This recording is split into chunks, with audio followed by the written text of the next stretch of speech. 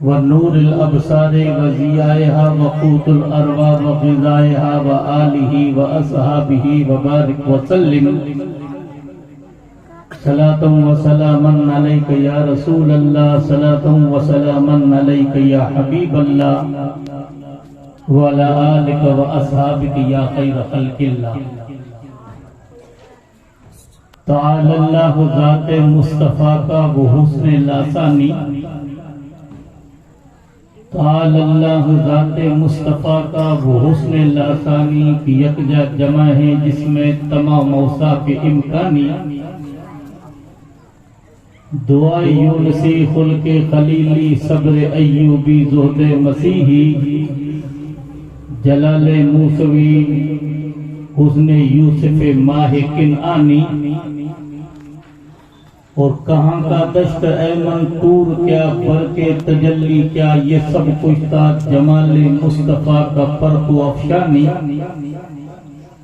اور وہ ناطق مہر پر لب بلبل سدرہ، اور وہ ناطق مہر بلب بلبل سدرہ، وہ امی جس کے آگے عقل کل طفل دبستانی۔ تراشا جن کے ناخن کا ہلال چرخ گرد، تراشا جن کے ناخن کا ہلال چرخ گردوں، زلالہ جن کے قدموں کا غسالہ جن کے قدموں کا زلال آب حیوانی۔ اور محمد یعنی وہ حرف نفستی کل کی فطرت کا کیا جس نے مکمل نسخہ اخلاق انسانی۔ اور نہ جانے حسن ہے یا عشق اتنا جانتا ہوں میں، مجھے کھینچے لیے جاتا ہے کوئی جذبہ پنہان۔ ہمیں کرنی ہے شہنشاہ فتح کی رضا جوئی، وہ اپنے ہو گئے تو رحمت پروردگار اپنی۔ واجب الاحترام محترم مقام پیکر اخلاص و محبت پیر طریقت آبرو سنیت الحاج سید پیر یاسین میاں قبلہ مدعو علی اشرفی القادری، دیگر سادات کرام، علماء ملت اسلام، معزز بزرگوں، عزیز ساتھیوں، عزت مآب خواتین اسلام، السلام علیکم ورحمۃ اللہ وبرکاتہ۔ الحمدللہ رب قدیر کے فضل و کرم سے، آقا دو جہاں صلی اللہ علیہ وسلم کی نالین پاک کے تصدق سے اس محلے کے اندر سلسلہ وار ہمارے محترم سید صاحب کی قیادت و صدارت میں جشن عید میلاد النبی صلی اللہ علیہ وسلم کے مبارک پروگرام چل رہے ہیں۔ رب قدیر کی بارگاہ پاک میں دعا ہے اللہ تبارک و تعالی ہمارا نذرانہ وفا اپنی بارگاہ میں قبول کرے، اور ان کلمات خیر کو میرے اور آپ کی قیام میں دوری نجات اور بخشش کا سامان کرے، اور کل جنت الفردوس میں مولا اپنے محبوب بندوں کے قدموں میں جنت میں تھوڑا سا مقام عطا فرمائے۔ بقول کسی شاعر کے لست من الصالحین ولکنی احبہم لعل اللہ ان یرزقنی صلاحا۔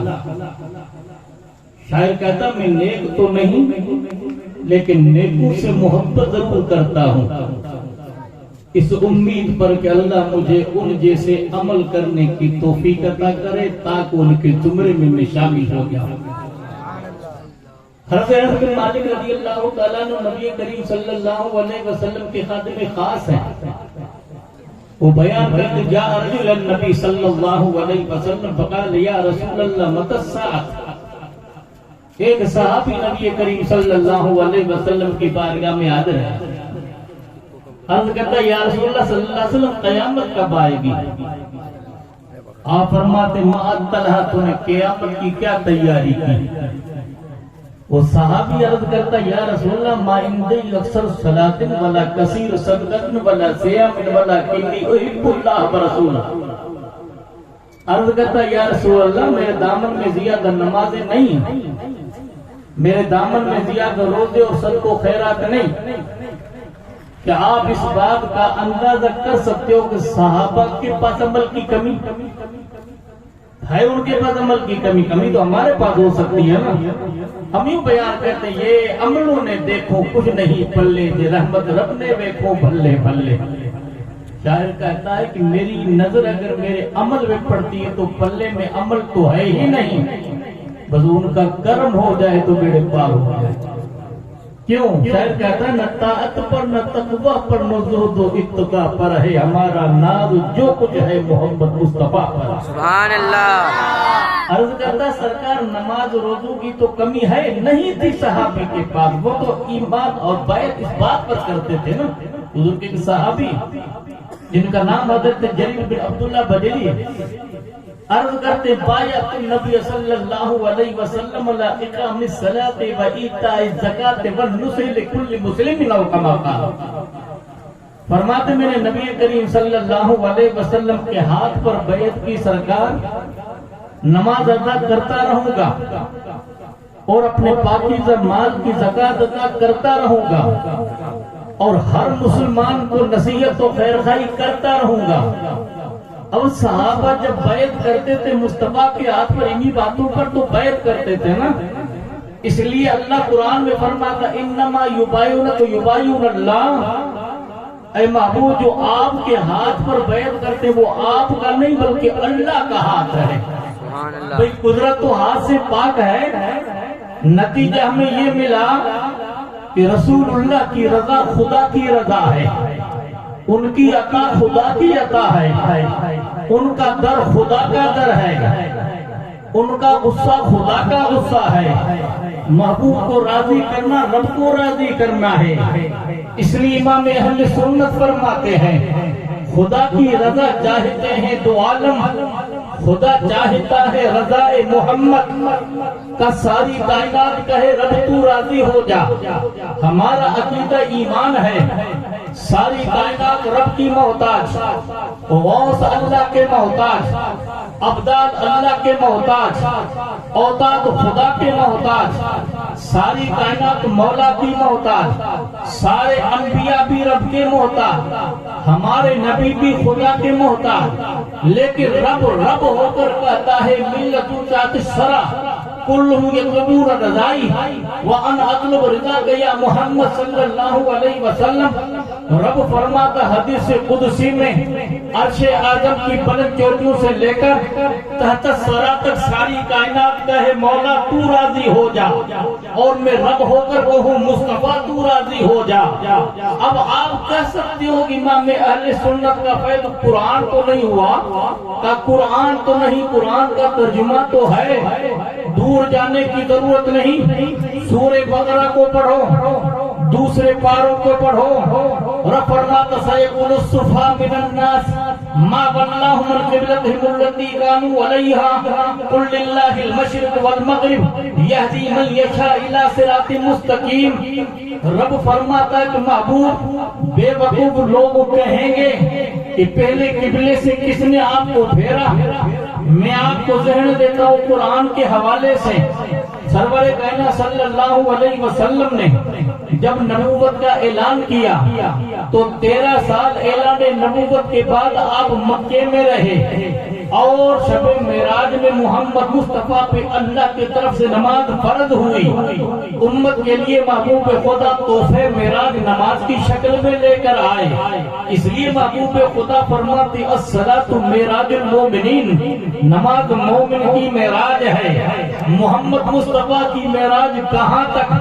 تب وہ تو وہاں پہنچے جہاں انسان کی رسائی نہیں ہے، پھر بھی کوئی انسان پوچھے رب سے مولا تیرا محبوب کہاں پہنچا؟ تو رب فرماتا ثم دنا فتدلا فکان قاب قوسین او ادنی، پھر بڑھتے گئے، بڑھتے بڑھتے بڑھتے بڑھتے بڑھتے مقام قدس میں پہنچے، رب کی طرف یا محمد ان ربک یصلی علیک، محبوب رک جا خدا تجھ سے قریب ہوتا ہے۔ اب خدا کتنا قریب؟ ثم دنا فتدلا فکان قاب قوسین او ادنی، پھر یہ پڑھتے گئے، پڑھتے پڑھتے پڑھتے پڑھتے محبوب خدا عالم قدس میں پہنچے۔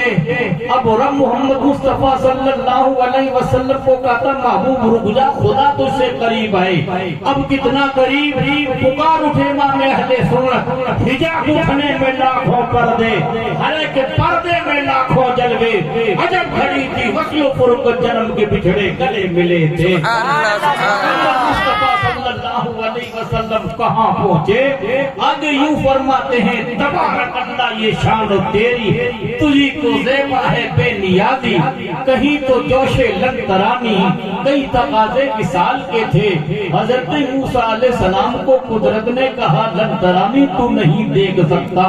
اللہ کے پیغمبر کو رب نے فرمایا اگر دیکھنا ہے تو پہاڑ کو دیکھ، پہاڑ کو میں اپنی روحیت کا مرکز بناتا ہوں۔ جب پہاڑ پر اللہ کے رحمت کی تجلی پڑی تو پہاڑ ریزہ ریزہ ہو جاتا ہے۔ یہاں محمد مصطفیٰ عالم قدس میں پہنچے، سر کی آنکھوں سے خدا کا جلوہ دیکھتے ہیں، تو پھر آپ کہو کہ وہ مرکز کس کو بنایا؟ دل پاک مصطفیٰ کو رب نے مرکز بنایا۔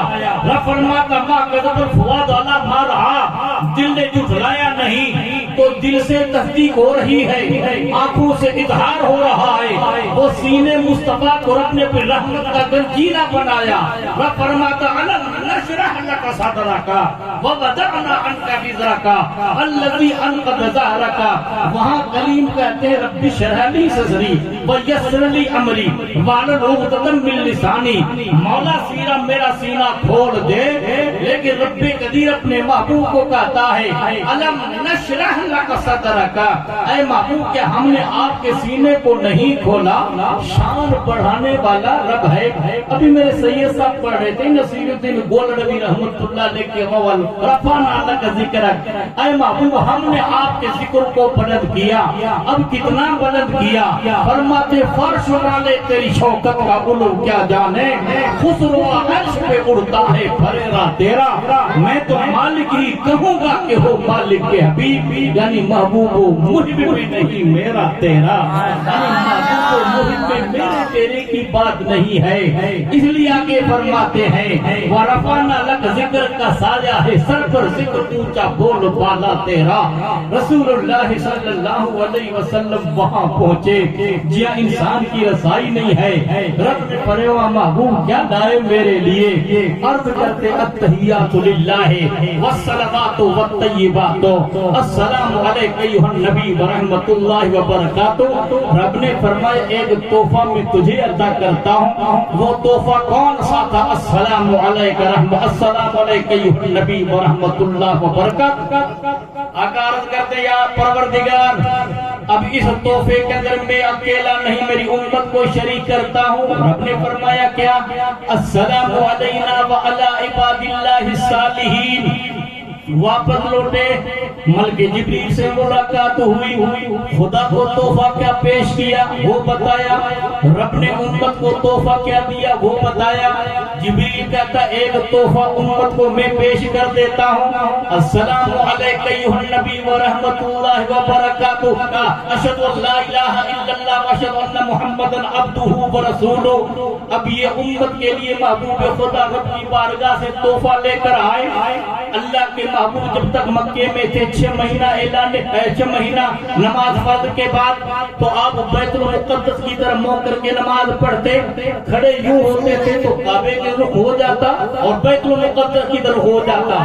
لیکن ہجرت کر کے مدینہ طیبہ چلے 450 کلومیٹر کے فاصلے پر، اب کعبہ یوں ہے دکن کی طرف مدینہ طیبہ سے، بیت المقدس اتر کی طرف ہے۔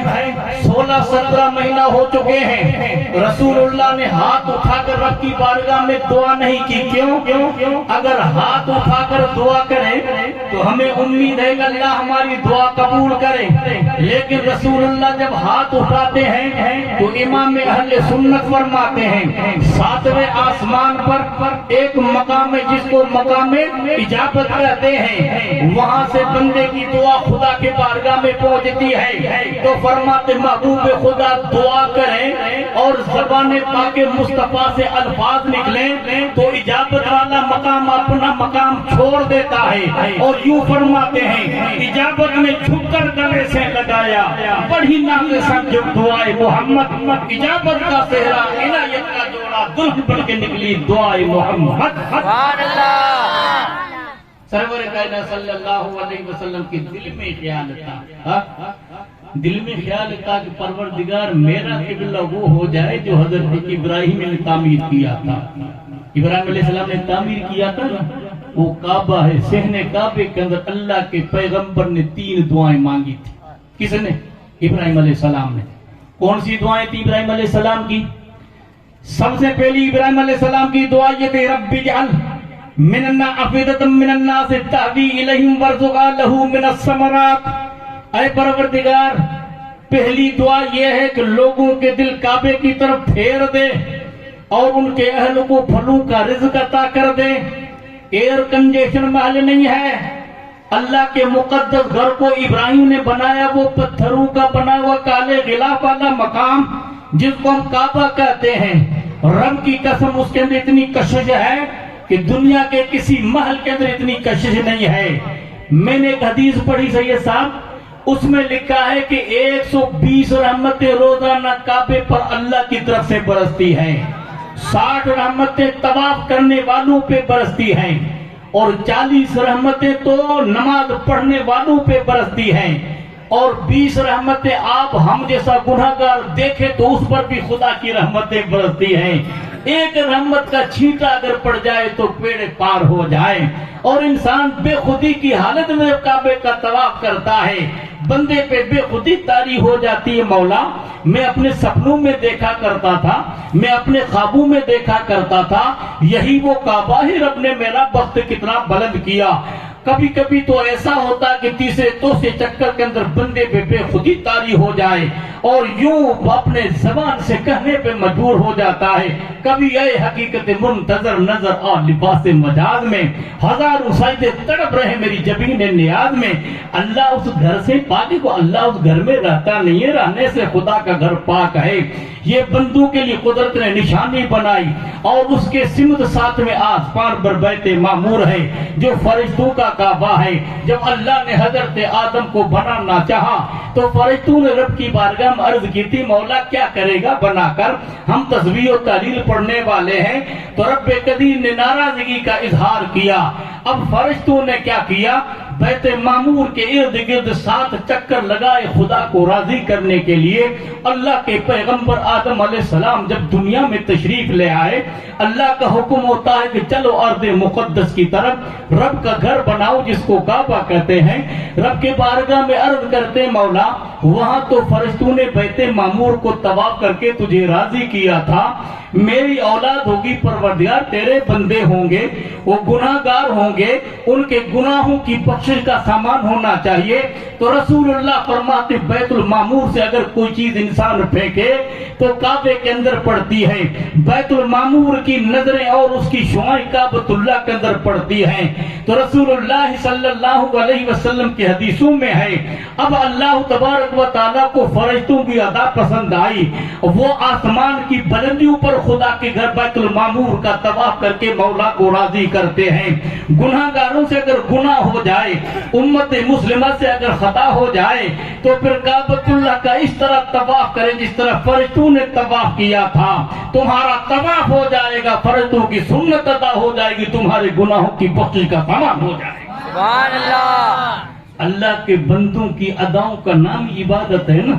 اب میں اس میں تفصیل میں نہیں جاننا چاہتا، میں عرض کرتا ہوں محبوب خدا سرور کائنات صلی اللہ علیہ وسلم کھڑے، حضرت ابراہیم علیہ السلام نے پہلی دعا یہ مانگی تھی، اور دوسری حضرت ابراہیم علیہ السلام کی کیا دعا تھی کہ اللہ ان کے اہل کو پھلوں کا رزق عطا کر، اور تیسری دعا حضرت ابراہیم علیہ السلام کی کیا تھی؟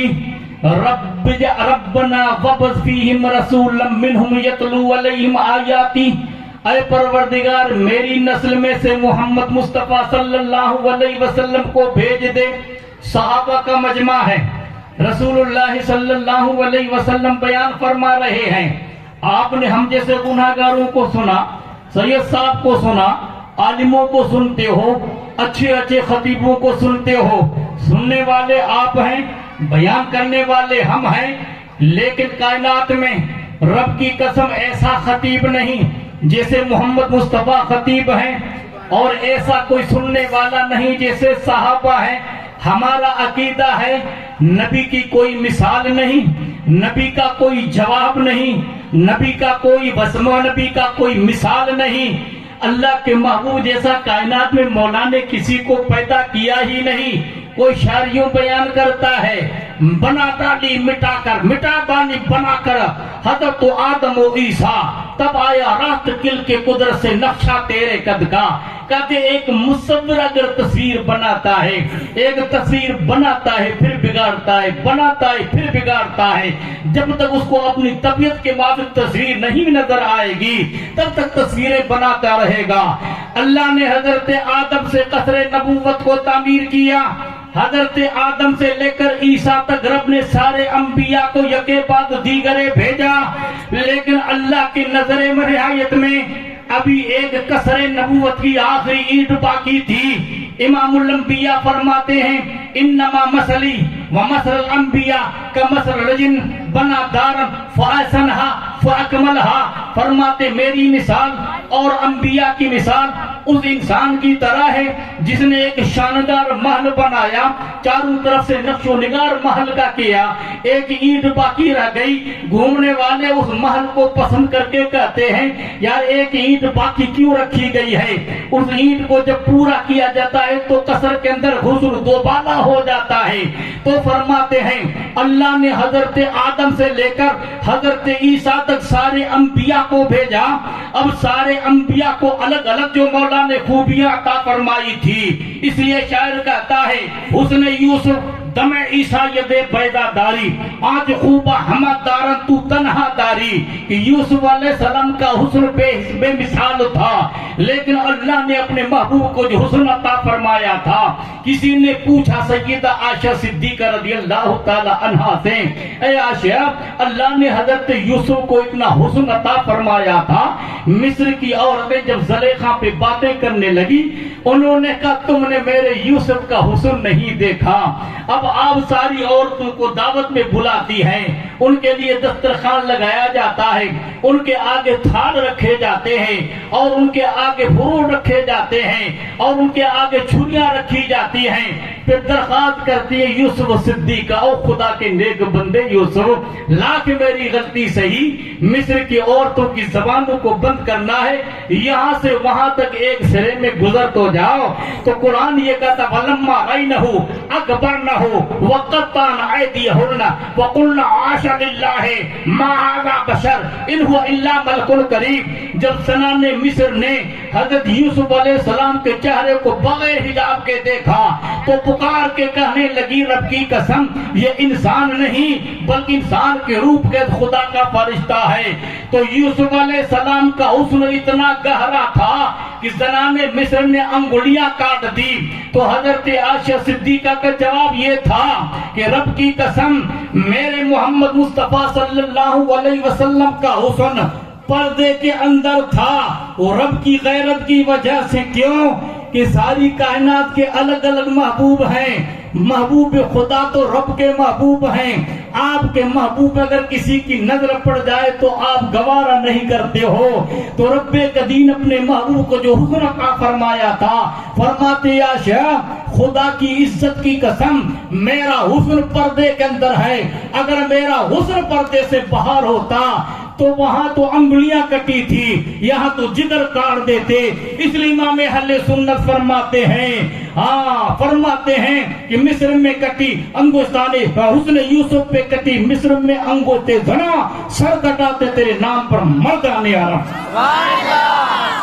یوسف علیہ السلام کا حسن بے مثال تھا، تو اللہ نے سارے انبیاء کے بعد مصطفیٰ کو بھیجا کیونکہ کسی کے حسن محب کے اندر تھا، کسی کے ہاتھ کے اندر معجزہ تھا، کسی کے دم کے اندر معجزہ تھا۔ حضرت آدم آئے معجزہ لے کر آئے، حضرت ابراہیم آئے معجزہ لے کر آئے، حضرت داؤد آئے معجزہ لے کر آئے، لیکن اللہ کے پیغمبر محمد مصطفیٰ کو اپنے کائنات میں بھیجا، سراپا معجزہ بنا کر بھیجا۔ ہاں ان کا چہرہ بددہا والا معجزہ، ان کی باللیل والی زلفیں معجزہ، ان کا قد معجزہ، ان کی بینی مبارک معجزہ، ان کے گنگرالو بال معجزہ۔ ہاں ان کا اٹھنا بے مثال، ان کا بیٹھنا بے مثال، ان کا جاگنا بے مثال، ان کی صبح بے مثال، ان کی شام بے مثال۔ کسی ریفارمر یا فلاسفر کی تم تعریف تو کرو، دنیا اپنے گرو کی اتنی تعریف نہیں کی ہے جتنی صحابہ نے تعریف کی ہے۔ کیوں کہ صحابہ کو پتا تھا دنیا کی ہسٹری پڑھو گے تو کسی کی بچپنے میں داغ نظر آئے گا، کسی کی جوانی کے اندر داغ آئے گا، لیکن آمنہ کے لال کی تاریخ کا مطالعہ کرتے ہیں، رب کی قسم ان کا بچپنا بے مثال ہے، ان کی جوانی بے مثال ہے، ان کا قسم رفتار بے مثال ہے، ان کی گفتار بے مثال ہے، ان کا خد و خال بے مثال ہے۔ امام اہل سنت یوں فرماتے ہیں، ایک ماہ مدن، گورا سا بدن، نیچی نظریں، کل کی خبریں، وہ دکھلا کے پھگن، وہ سنا کے سغن، موری بھوگ گئے سب تن بندھن، وہ دکھا کے شکل جو چل دیے، دل ان کے ساتھ رواں ہوا، نہ وہ دل رہا نہ وہ دل ربا رہی، ایک زندگی سو وبال ہے۔ سبحان اللہ۔ تو فرماتے محمد مصطفیٰ صلی اللہ علیہ وسلم رب نے سارے معجزے عطا فرما ذات مصطفیٰ میں۔ اب حضرت ابراہیم علیہ السلام کا بیان ہے، رسول اللہ صلی اللہ علیہ وسلم فرماتے میں کون ہوں بتاؤں؟ صحابہ کا مجمع ہے، ایسا مجمع کسی نے دیکھا نہیں اور قیامت تک ایسا کوئی خطیب نہیں۔ حضور فرماتے ہیں دعوت ابی ابراہیم و بشارت عیسیٰ وہ رویا ام الذین رات۔ فرماتے میں اپنے اب حضرت ابراہیم علیہ السلام کی دعا ہوں۔ میں نے یہاں تک آپ کے سامنے اپنا معاملہ پیش کیا کہ ابراہیم علیہ السلام نے دعا کی تھی تعمیر کعبہ کے وقت میں، اور اس پتھر پر کھڑے ہو کر دعا کی جس کو مقام ابراہیم کہتے ہیں۔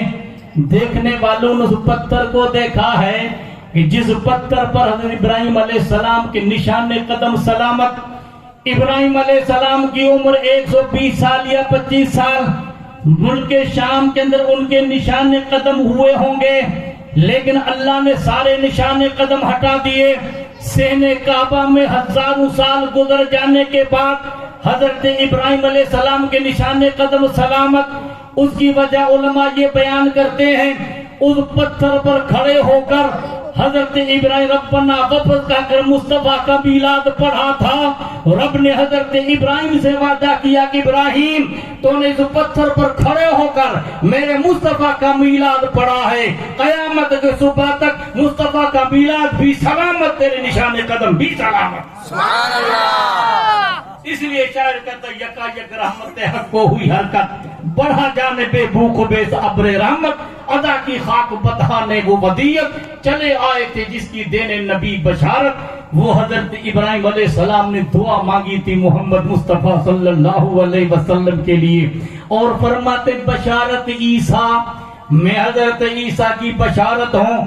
حضرت عیسیٰ علیہ السلام بنی اسرائیل میں اللہ کے آخری نبی، بنی اسرائیل میں سب کے آخر میں محمد مصطفیٰ صلی اللہ علیہ وسلم۔ حضرت عیسیٰ علیہ السلام مجمع میں کھڑے ہیں، اللہ کے پیغمبر نے اتنا بلیغ واز کیا، بیان کرنے والے خدا کے پیغمبر، کیونکہ دنیا کا حسن ایک طرف، دنیا کا تکلم ایک طرف، اللہ کے پیغمبر کا بیان ایک طرف، سارے انبیاء کا کلام ایک طرف، محمد مصطفیٰ کا کلام ایک طرف، کیونکہ سارے انبیاء کے اندر جو الگ الگ خوبیاں تھی ذات مصطفیٰ میں جمع ہے، اس لیے انبیاء کے کلام کے اندر تو ایک ظرافت ہوتی ہے، قسم خدا کی ایک ایسا تکلم ہوتا، عام انسان ایسا کلام تھوڑی کر سکتا ہے، وہ اللہ کی طرف سے وہی ان کے پاس ہے۔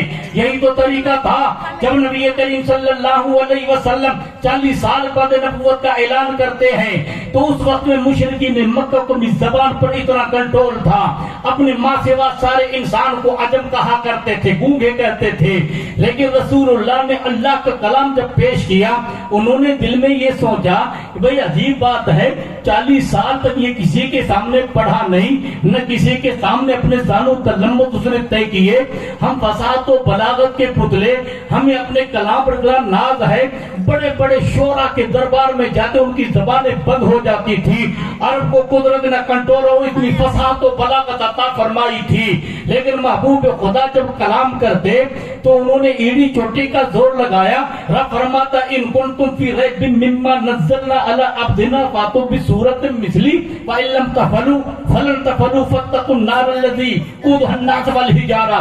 رب فرماتا اگر تمہیں شک ہو اس کلام پر جس کو میں نے اپنے محمد بندے پر نازل کیا ہے تو تم فصیح و بلیغ و ایسا قرآن تو لے کر آؤ۔ زمانے کا مانا ہوا ایک شخص ہے جس کا نام عتبہ ہے، اس کو اپنے کلام پر اتنا اعتبار تھا کہ بڑے بڑے مجمع میں جاتا تو دنیا کی زبان بند کر دیتا تھا۔ لوگوں نے کہا کہ جا محمد مصطفیٰ کے بارگاہ میں اپنے زبان سے ان کو سمجھا دے، صحن کعبہ پہ محمد مصطفیٰ بیٹھے ہیں۔ عتبہ کو اپنی قدر کلام پر بے قدرت تھی، وہ بیان کرنے لگا کہ محمد صلی اللہ علیہ وسلم بتاؤ تو صحیح کہ تم اپنی تبلیغ میں کیا چاہتے ہو؟ سرداری چاہو تو ہم آپ کو سردار مان لیں، اگر آپ کو بادشاہی چاہے تو ہم بادشاہی دے دیں، اگر ملکیت چاہیے تو دولت کے انبار تمہارے قدموں میں پیش کریں، اگر حسن و جمال میں استغفارہ گرفتار ہیں تو عرب کی حسین و جمیلہ کے قدموں میں پیش کر دیں۔ رسول اللہ فرماتے عتبہ تم نے تمہاری سنی، اب میری بات سن۔ امام الانبیاء نے فرمایا الحاقۃ ملحقۃ ما ادراک ملحقہ کذب ثمود وعاد بالقاریہ۔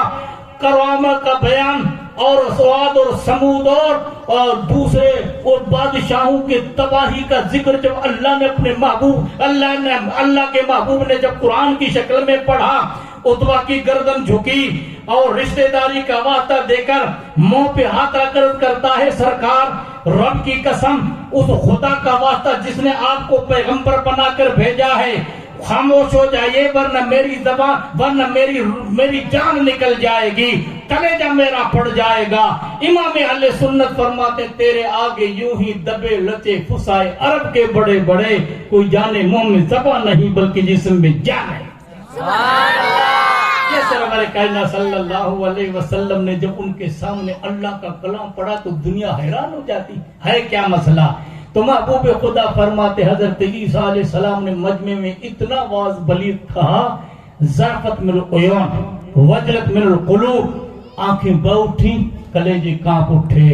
اس وقت میں مجمع میں ایک عورت نے کہا اے عیسیٰ آپ بڑے متبرک ہیں، آپ کی والدہ حضرت مریم متبرک ہے، تو کہنے لگے ہاں میں برکت والا ہوں، میری ماں بھی برکت والی ہے، لیکن کائنات میں کہ ایسی ماں آنے والی ہے وہ میری ماں سے زیادہ متبرک ہے، اور اس کے آغوش میں ایک فرزند آنے والا ہے وہ مجھ سے زیادہ متبرک ہے۔ وہ مجمع میں چیخیں بلند ہو جاتی ہیں، بتاؤ تو صحیح اس ماں کا نام کیا ہے، وہ آنے والی ہستی میں کائنات کا نام کیا ہے؟ تو حضرت عیسیٰ علیہ السلام یوں بیان کرتے ہیں جس کو رب قدیر قرآن میں بیان فرماتا ہے، سورہ صف کو پڑھو، اذ قال عیسیٰ ابن مریم یا بنی اسرائیل انی رسول اللہ الیکم مصدقا لما بین یدی من التوراۃ ومبشرا برسول یاتی من بعد اسمہ احمد۔ سبحان اللہ۔ نے کہا کہ میں اللہ کا رسول ہوں، میں اس پیغمبر کی تصدیق کرتا ہوں، ان کی تصدیق کرتا ہوں جو مجھ سے پہلے تھے، اور میں اس پیغمبر کی بشارت دیتا ہوں جو میرے بعد آنے والے ہیں، جن کا آسمانی کائنات میں احمد، زمینی کائنات میں نام محمد کا، اس کی والدہ کا نام آمنۃ الزہرا ہے، جس کے صدب پاک میں محمد مصطفیٰ کو رب نے بطور بدیت رکھا ہے۔ سبحان اللہ۔ یہ دنیا یہ کہتی ہے تاریخ کا مطالعہ کرو، کتب سیر کا مطالعہ کرو، احادیث طیبہ کا مطالعہ کرو، سرور کائنات صلی اللہ علیہ وسلم کا نور منتقل ہوتا ہوتا ہوتا جب حضرت عبداللہ کے پیشانی میں آیا، حضور کے والد محترم ہیں، اس زمانے کے اندر عرب کی ایک عورت تھی جس کا نام تھا ام قتال. وہ اکثر کتابوں کو پڑھا کرتی تھی, وہ اگلے کتابوں کی عارفہ تھی. اس نے حضرت عبداللہ کو جاتے ہوئے دیکھا کہ عبداللہ میں تم سے شادی کا ارادہ کرتی ہوں. آپ نے فرمایا میرے باپ عبد المطلب کی مرضی پر موقوف ہے, میں ان کی اجازت کے سوا نکاح نہیں کر سکتا. چند دن کے بعد حضرت عبداللہ نکلے شکار پر. 70 یہودی رسول اللہ صلی اللہ علیہ وسلم کی والد کو نشانیوں سے پہچان لیتے ہیں, وہ گھیر لیتے ہیں رسول اللہ صلی اللہ علیہ وسلم کو, رسول اللہ کے والد کو شہید کرنے کے لیے. حضرت آمنہ کا والد حضرت وہب دیکھ رہے تھے. آسمان سے نورانی لباس کے اندر فرشتے اترے اور تھوڑی دیر کے اندر 70 یہودیوں کا خاتمہ ہوا. وہ آئے اپنے گھر اور اپنی بیٹی حضرت آمنہ کا عقد حضرت عبداللہ سے کر دیا. دوسرے دن بازار میں حضرت عبداللہ نکلے. اس عورت کو دیکھ کر کہا کہ آج چہرہ تو نے پھیر لیا, اب تو نکاح کر سکتی ہے, کیونکہ عرب کے اندر 2-3 نکاح کرنا کوئی عیب نہیں ہے. وہ نکاح میری والد کے مرضی سے, اب یہ نکاح میری مرضی سے. وہ رو کر کہتی ہے کہ عبداللہ اس لیے میں تجھے نکاح نہیں کرتی تھی کہ تو عرب کا نوجوان انسان ہے. میں تیرے پیشانی کے اندر چمکتا ہوا نور دیکھ رہی تھی, اس کی مجھے تلاش تھی. اور اپنے سر پہ یوں ہاتھ مار کے یہ کہتی ہے وہ جس کے نور سے تیری چمکتی تھی پیشانی, اسی کی تھی طالب, اسی کی تھی میں دیوانی, مگر رہ گئی محروم, قسمت میری پھوٹی ہے. سنا ہے آمنہ نے وہ امانت تجھ سے لوٹی ہے. تو سرور کائنات صلی اللہ علیہ وسلم کی ذات بے مثل و بے مثال ہے. تو حضرت عز یہ بیان کرتے ہیں آقا دو جہاں صلی اللہ علیہ وسلم کی بارگاہ میں وہ صحابی آ کر عرض کرتا متی الساعۃ یا رسول اللہ, قیامت کب آئے گی؟ آپ فرماتے ما طلحہ, تو نے کیا تیاری کی ہے؟ عرض کرتا یا رسول اللہ ما عندی اکثر صلاۃ ولا کثیر صدقۃ ولا صیام ولکنی احب اللہ ورسولہ. زیادہ دامن کے اندر نمازیں نہیں, زیادہ دامن کے اندر روزے نہیں, زیادہ دامن کے اندر صدقہ و خیرات نہیں, لیکن ایک عمل میرے پاس ہے, میں اللہ اس کے رسول سے محبت کرتا ہوں. آپ کیا فرماتے ہیں؟ انت من ما احببتا, قیامت میں تو اس کے ساتھ ہوگا جس سے تیری محبت. سبحان اللہ. اسی امید پر ہم آج اپنے محلے کے اندر کئی دنوں سے اور کئی سالوں سے جشن عید میلاد النبی منا رہے ہیں اور عرض کرتے ہیں آقا ہر جزاء الاحسان الا الاحسان, نیکی کا بدلہ تو نیکی ہے نا. ہم اور تو کچھ نہیں کر سکے, ہم وفا کے ساتھ آپ کی یاد منا رہے ہیں. قیامت میں ہمیں فراموش مت کرنا. آپ نے پڑھا ہوگا نا, پڑھا ہوگا تو بے اول ہمیری سے جب وہ اپنے ملک سے چلا تھا, اللہ کے گھر کو دیکھا اس نے. ابھی کعبہ اس زمانے کے اندر ابھی کعبے کا وجود نہیں تھا. 1000 سال پہلے رسول اللہ صلی اللہ علیہ وسلم کی آمد سے. تو اس زمانے کے اندر اس کے دل میں خیال گزرا کہ یہاں ابھی تک تھوڑی بہت و باش ہے, لوگوں نے میرا استقبال نہیں کیا. میں اتنا یمن کا بڑا بادشاہ, ان کو اس نے اپنے اعتبار سے نقصان پہنچانے کا ارادہ کیا اور اس کے منہ سے اور اس کے ناک سے خون بہنے لگا. بہت علاج ہوا لیکن کوئی فائدہ نہیں ہوا. اس میں کچھ اللہ کے نیک بندے بھی تھے, انہوں نے کہا کہ یار مرض آسمانی ہے اور تو دوا زمینی کر رہا ہے. بادشاہ نے اپنے دل کے اندر کوئی برا خیال کیا ہو تو اس کو سچے دل سے توبہ کر دینا چاہیے. اس نے سچے دل سے توبہ کی. پھر لوگوں کو بولیا یہ کیا ہے؟ کہ یہ ولادت گاہ مصطفیٰ ہے. میں عرض کر رہا تھا کہ یہ ولادت گاہ مصطفیٰ ہے, اس میں محمد مصطفیٰ صلی اللہ علیہ وسلم پیدا ہوں گے. آگے چلا, پھر سرزمین مدینہ میں پہنچا. ابھی تک مدینہ کا وجود نہیں تھا, وہ تو بعد میں ملک یمن سے 2 شخص چلے. ان میں سے ایک کا نام خیبر تھا, ایک کا نام یثرب تھا. ایک خیبر کے اندر رکا تو نام خیبر پڑ گیا. پھر خیبر کے قلعے سے نام مشہور ہو گیا جس کو شیر خدا نے فتح کیا تھا. اور دوسرا آ کے یہاں بسا, اس کا پرانا نام یثرب بن گیا. تاریخی اعتبار اس کا پرانا نام یثرب تھا, اس میں شک نہیں. یثرب کہتے بیماریوں کے گھر کو, لیکن رسول اللہ صلی اللہ علیہ وسلم ہجرت کر کے جو مدینہ طیبہ پہنچے، واقعے کو ملانے کی کوشش کرو۔ سرور کائنات صلی اللہ علیہ وسلم صحن کعبہ کے اندر، مدینہ طیبہ کے اندر اس مسجد میں نماز ادا کر رہے ہیں جس کو آج مسجد ذو قبلتین کہتے ہیں۔ 16 مہینہ گزر چکے ہیں یا 17 مہینہ، رسول اللہ صلی اللہ علیہ وسلم نے رب کی بارگاہ میں دعا نہیں کی۔ دل میں یہ تمنا ہے کہ مولا کاش میرا قبلہ وہ ہو جائے جو ابراہیم نے تعمیر کیا تھا۔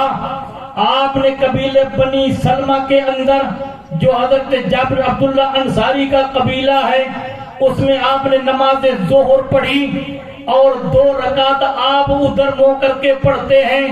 جب تیسرے کے لیے کھڑے ہوتے ہیں تو خدا کا مقدس قرآن وحی کی شکل میں، آیت کی شکل میں اترا، قد نرا تقلب وجهك في السماء فلنولينك قبلة ترضاها فول وجهك شطر المسجد الحرام۔ اے محبوب ہم دیکھ رہے ہیں بار بار آپ کا چہرہ آسمان کی طرف بلند ہوتا ہے۔ میرا محبوب اگر تیری رضا یہ ہے تو پھر تیری رضا کی خاطر قبلے کو ہم تبدیل کر دیتے ہیں۔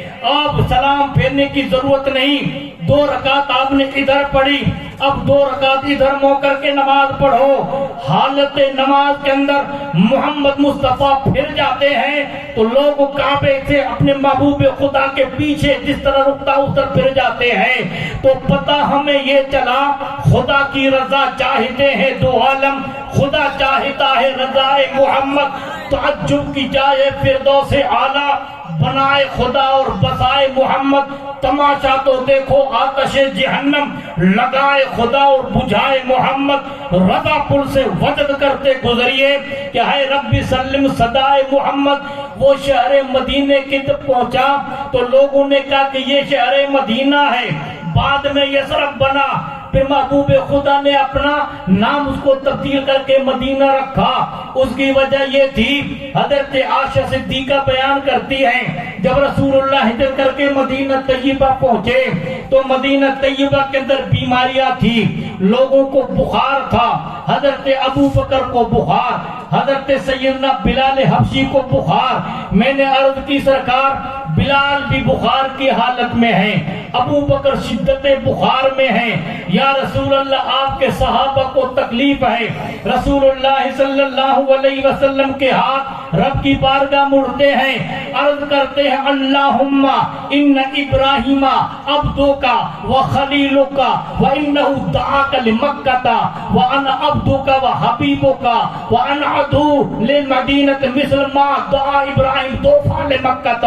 عرض کرتے پروردگار بے شک ابراہیم علیہ السلام تیرا خلیل ہے اور تیرا نبی ہے، اس نے تیرے بارگاہ میں مکے کے لیے دعا کی تھی، میں تیرا بندہ اور تیرا حبیب ہوں، میں مدینے کے لیے دگنی دعا مانگتا ہوں جو ابراہیم نے مکے کے لیے دعا مانگی تھی۔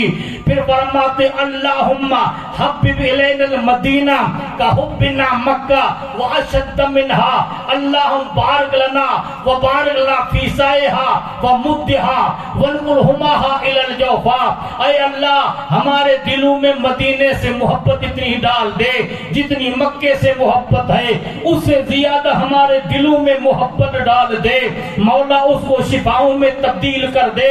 حضرت عائشہ صدیقہ بیان کرتی ہے، امام بخاری بیان کرتے ہیں ان کے حوالے سے، محبوب خدا کی دعاؤں کا صدقہ ہے اب قیامت کے صبح تک مدینہ نہیں، اہل ایمان کی دلوں کی دھڑکن مدینہ بن گیا، اس کو محبت کے آنکھوں کا تارا مدینہ بن گیا۔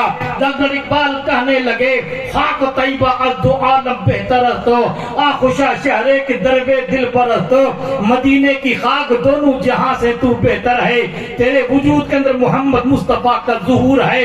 علماء کا اختلاف چلا، بعض نے کہا مکہ افضل، بعض نے کہا مدینہ افضل، ٹھیک ہم نے مانا محبوب خدا جب مکے میں تھے، سرزمین مکے کی گلیوں میں چلتے تھے، رب فرماتا لا اقسم بہذا البلد، اے محبوب مجھے قسم میں سرزمین کی، مولا تو قسم سے پاک ہے، تو قسم بیان کیوں کرتا ہے؟ اس لیے اس کے اندر کعبہ ہے کا نہیں، مطاف اس لیے نہیں، اس لیے قسم کا ہی صفا مروہ ہے کا نہیں، وہ پہلے خدا کی نشانیاں ہیں، پھر تو قسم کیوں بیان کرتا ہے, آگے بیان ہوتا انت حل بہذا البلد, میرا محبوب خرام ناس مکے کی گلیوں میں چلے اور طلب پاک مصطفیٰ سرزمین مکے سے ٹچ ہو جائے. رب قسم بیان کرتا ہے, اب قرآن ابھی مضمون بند نہیں کرتا ہے. رب فرماتا والد وما ولدا, حضرت آدم سے لے کر عبداللہ تک جس پشت میں نور مصطفیٰ ہے ان ساری پشتوں کی قسم ہے, وما ولدا پیدا ہونے والے محمد کی بھی قسم ہے. اے کلام الہی میں شمس الضحیٰ, تیرے چہرے نور ضحیٰ کی قسم, قسم شب تار میں راز یہ ہے, حبیب کی زلف دتا کی قسم, کہیں مولا فرماتا والضحیٰ, اے محبوب تیرے حسین رخرے کی قسم, کہیں مولا فرماتا واللیل, اے محبوب زلف عنبری کی قسم, کہیں مولا فرماتا والطیل ہی, اے محبوب تیری گفتگو کی قسم, کہیں مولا فرماتا لعمرک, محبوب تیری زندگی کی قسم. اللہ نے اپنے محبوب کی زندگی کی قسم بیان کی. اور حضرت عبداللہ بن عباس آپ کے چچا داد بھائی ہیں, رئیس المفسرین ہیں, ترجمان القرآن ہیں, وہ بیان کرتے ما اقسم اللہ حیات احد سوا محمد صلی اللہ علیہ وسلم لانہ اکرم البریت عنده, رب نے محبوب کے سوا کسی کی جان کی قسم بیان نہ کی قرآن میں, اس لیے کہ رب کے نزدیک ساری کائنات میں اگر کوئی بلند و بالا, عظمت والا, شان والا, مان والا, مکان والا, عزت و احترام والا ہے تو مصطفیٰ کی ذات. سبحان اللہ. یہ فرماتے سب سے اعلیٰ و اولا ہمارا نبی, سب سے بالا و بالا ہمارا نبی, قرنوں بدلی رسولوں کی ہوتی رہی, چاند بدلی سے نکلا ہمارا نبی, کون دیتا ہے دینے کو منہ چاہیے, دینے والا ہے سچا ہمارا نبی. تو آقائے دو جہاں صلی اللہ علیہ وسلم نے رخ پھیرا کعبے کی طرف. ہمارا عقیدہ ہے کہ محبوب خدا نے رخ پھیرا اور مدینے کے لیے آپ نے دعائیں کی تو قیامت کے صبح تک مدینہ نہیں بلکہ دار الشفا بن گیا. اور امام بخاری تو یہاں تک بیان کرتے ہیں اگر کوئی بیمار حضور کی بارگاہ میں آتا تو آپ مدینے کی مٹی اٹھاتے, مدینے کی, بخاری شریف کی روایت ہے, اور اپنے منہ کا لعاب نکالتے. عام زبان میں اس کو کیا کہتے ہیں, تھوک کہتے ہیں. نبی کے لعاب کو تھوک کہنے کی اجازت نہیں, کیونکہ بے ادبی, اور بے ادبی ہو جاتی انسان ایمان سے نکل جاتا ہے. آپ نے سنا ہوگا امام اعظم ابو حنیفہ کے بڑے شاگرد ہیں جن کا نام قاضی ابو یوسف ہے. خلیفہ ہارون رشید کا دربار ہے, اس کا قاضی بنا ہے وہ قاضی القضات. 500 علماء ہیں, ہر مہینے میں 500 علماء کی دعوت کرتا ہارون رشید. اس دسترخوان پر بیٹھے ہیں لوگ. ایک عالم نے کہا حضور کے لباس میں یہ لباس پسند تھا, اس نے حضور کے ملبوسات کا ذکر کیا. ایک نے حضور کے مشروبات کا ذکر کیا, حضور کو پینے میں یہ چیز پسند تھی. ایک نے کہا اللہ کے محبوب کے معقولات میں آپ کو کھانے والی چیزوں میں یہ چیز پسند تھی. اسی درمیان میں ایک نے کہا اللہ کے محبوب کو کدو بڑے پسند تھے. تو خلیفہ ہارون رشید کا بڑا لقب مامون الرشید, وہ اسی محفل میں بیٹھا ہے. جج ہیں حضرت قاضی ابو یوسف رحمت اللہ علیہ. اس نے منہ ایسے بگاڑ کے کہا کہ میں تو کدو کو پسند نہیں کرتا ہوں. فصلت سیفا, تلوار میان سے نکال کے کہا تو جدد ایمان کا اللہ کا تلن کا, کہا قسم ہے میرے رب کی تو اپنے ایمان کو تازہ کرنے میں تلوار کا فیصلہ کر دے گی. لوگوں نے کہا یہ بادشاہ ہارون رشید کا تو قاضی القضات رکھا ہوا, اس کے بڑے بیٹے کے سامنے تو نے تلوار کھینچ دی. کا ظالم تو کون ہوتا ہے جس سے مصطفیٰ محبت کرے, تو کہتا ہے مجھے پسند نہیں, تو تیرے ایمان میں کمی ہے. اپنا فیصلہ تبدیل کر, کلمہ پڑھ کے تیمان کر, ورنہ ابو یوسف کی تلوار فیصلہ کر. یہ تھا خدا کے نیک بندوں کا طریقہ. اس لیے محبوب خدا سرور کائنات صلی اللہ اپنے منہ مبارک کا لعاب اپنے انگلی پہ رکھتے اور پھر قریب بلا کر یوں فرماتے, کیا فرماتے, بسم اللہ تربت ارضنا بریقت بازنا یشفی سقیمنا باذن ربنا. فرماتے بسم اللہ, اللہ کے نام سے میں جھاڑ پھونک کرتا ہوں, میرے منہ کا لعاب ہے, مدینے کی مٹی ہے, بیمار کو شفا ہے, خدا کا حکم ہے. پوچھو امام مالک سے, بعض نے کا مکہ افضل, بعض نے کا مدینہ افضل. امام اہل سنت فرماتے طیبہ نسائی افضل, مکہ ہی بڑا زاہد, ہم عشق کے بندے ہیں بات کیوں پڑھائی ہے. کہ عشق کی دنیا تو سب سے نرالی ہے نا بھائی. ہاں اسی لیے کسی نے پوچھا امام مالک سے اتنی عمر میں ایک مرتبہ آپ نے حج پڑھا ہے؟ ہاں لوگ تو ہر سال حج پڑھتے ہیں، حج زندگی میں ایک مرتبہ فرض ہے، میں ادا کر چکا. اب فرماتے ہیں کہ میں اس بات میں گوارا نہیں کرتا ہوں کہ کہیں میں باہر نکلوں مدینے سے اور مجھے مدینے طیبہ سے باہر نہ موت ہو جائے. پھر پوچھا کیوں؟ کہ محبوب خدا کا فرمان ہے من استطاع منکم یمت فی المدینہ من مات فی المدینہ انی لو شفیع و شہید یوم القیامہ. فرماتے ہیں کہ جس انسان کو مدینے میں مرنے کی طاقت وہ آئے میرے شہر مدینے میں آ کے مرے. پھر فرماتے ایمان کی حالت میں جو مدینے میں مرا حضور فرماتے اس کے موت کی گواہی بھی دوں گا، اس کی شفاعت کر کے جنت میں داخل کر. سبحان اللہ. یہی طرف سیدنا فاروق اعظم کو تھی کہ نہیں؟ کون عمر جس کو دعائے مصطفیٰ کہیں، عطائے کبریا کہیں، فارق و حق و باطل کہیں. سیدنا فاروق اعظم رضی اللہ تعالیٰ عنہ ہر نماز کے بعد دعا کرتے اللہم ارزقنی شہادتن فی سبیلک واجعل موتی ببلد حبیبک. اے اللہ مجھے تیری راہ میں شہادت عطا کر، میری موت شہر مدینے میں کر. تو یہ تمنا تھی سرکار فاروق اعظم کو. اللہ نے یہ دعا ان کی قبول کی. مصلی مصطفیٰ پر نماز فجر کی حالت میں ابو لولو کے ہاتھوں سے زخمی ہوتے ہیں اور ابو بکر کے پہلو میں گنبد خضرا میں دفن ہوتے ہیں. سبحان اللہ. دل سے بات جو نکلتی اثر رکھتی ہے پر نہیں طاقت پرواز مگر رکھتی ہے. تو وفادارو یہ وہ ماہ مقدس ہے جس کو ہم عید میلاد النبی صلی اللہ علیہ وسلم کے ماہ مقدس کے نام سے یاد کرتے ہیں. چند منٹ میں آپ کو ایک دو باتیں سنا دوں کیوں آپ کا جو وقت ہوتا ہے قریب 11 بجے کا ہوتا ہے، اس وجہ سے میں آگے وقت کو کھینچنا نہیں چاہتا ہوں. روزانہ آپ کا پروگرام چلتا ہے.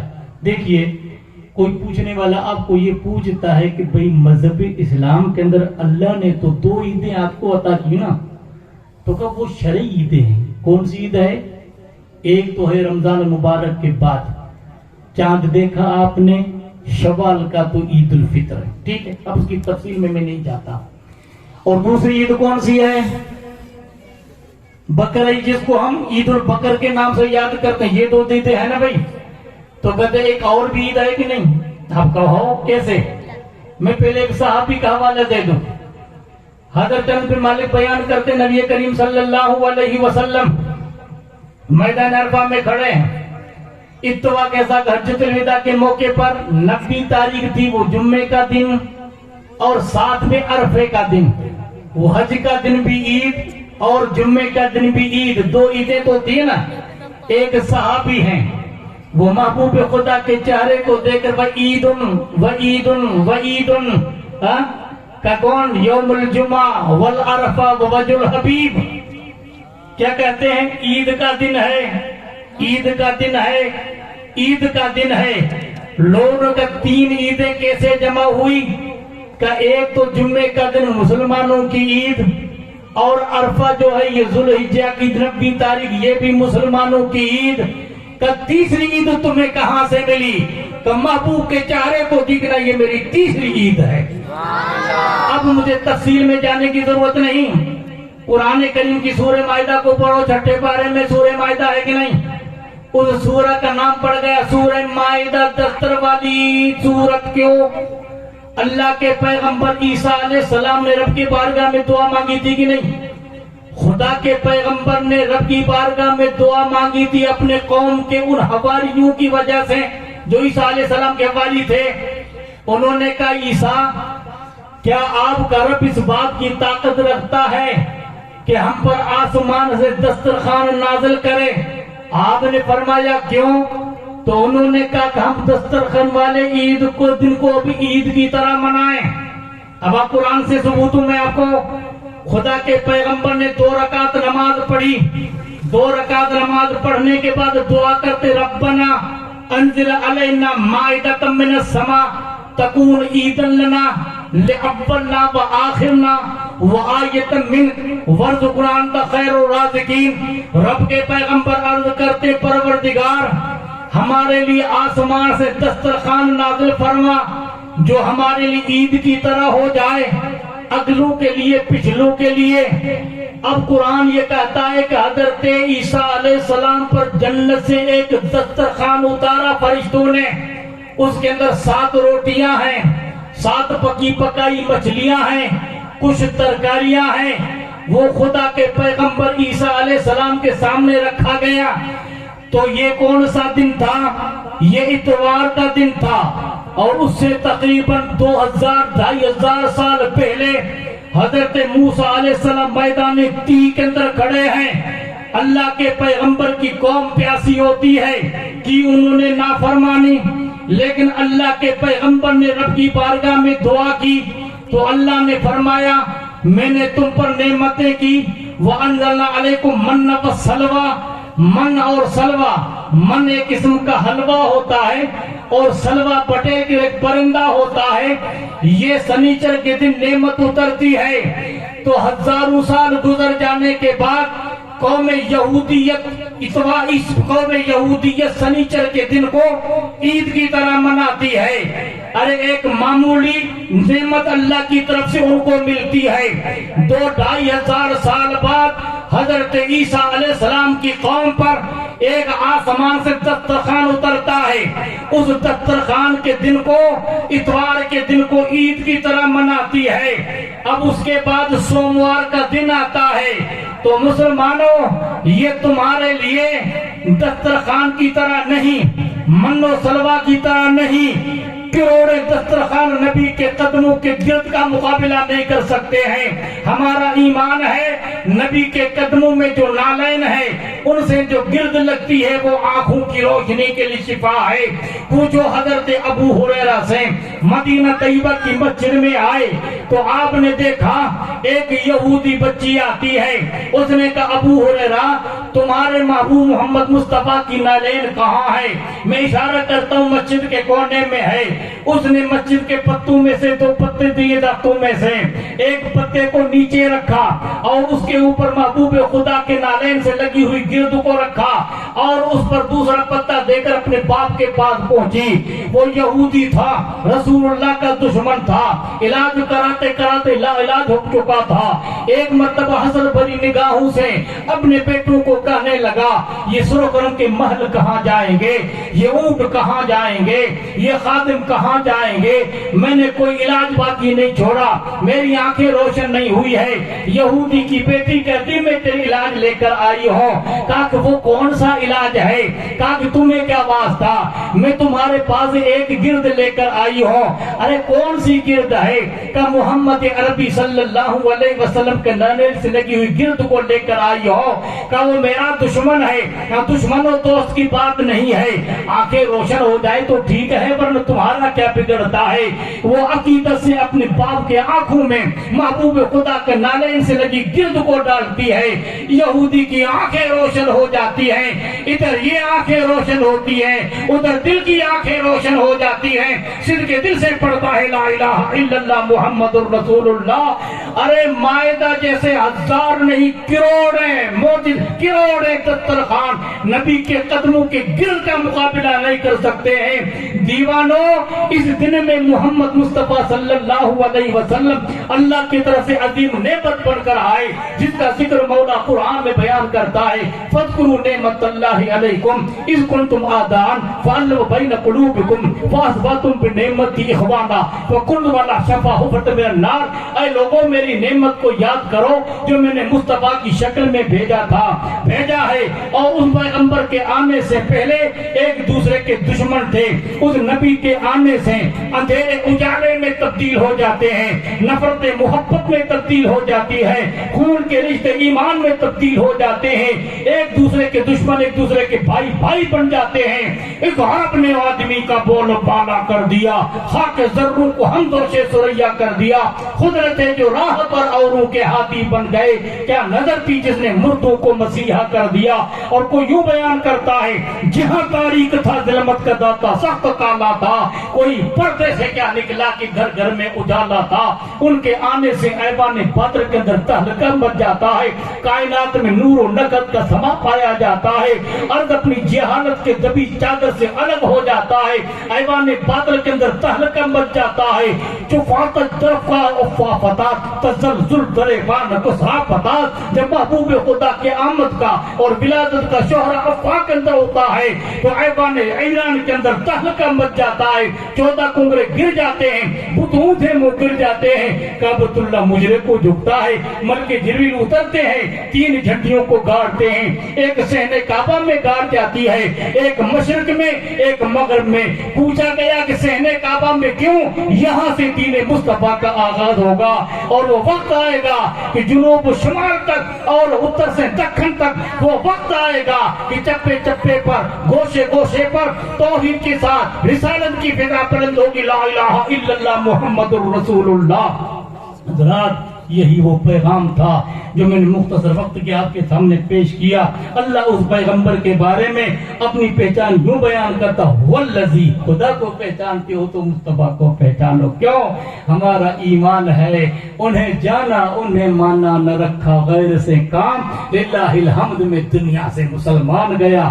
خدا کو پہچانا ہے تو وہ ہے جس نے ان پڑھوں کے اندر ایک رسول کو بھیجا, یتلو علیہم آیاتہ ویزکیہم ویعلمہم الکتاب والحکمہ, جو تلاوت بھی کرتا ہے اور تلاوت کرواتا بھی ہے اور باریک دلوں کو جس پہ کبھی چادر جہالت کے اوڑھ کے دل کو صاف ستھرا کرتا ہے.